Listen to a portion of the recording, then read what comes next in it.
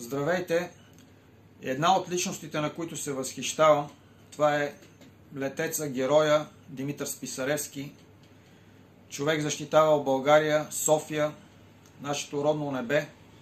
На него съм посветил стихотворението. Казва се на Димитър Списаревски. Здравей, капитане!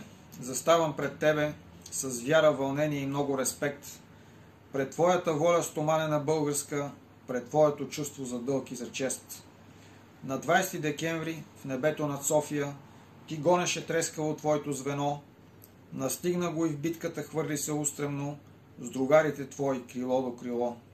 Възседнал стрелата си, ти не се пазеше, изстреля целия боезапас и можеше рязко назад да се върнеш в летището свое, кой би те винил. Но ти избра друг път, тосна тарана, и в миг се превърна в славен герой, и даже противникът чест ти отдаде, отстъпвайки стреснат пред огъня твой. А после опитаха да те изтрият, в учебници и книги мълчаха за теб, но ти надживя ги с достоинството твое и с яркия пламък на твоя таран.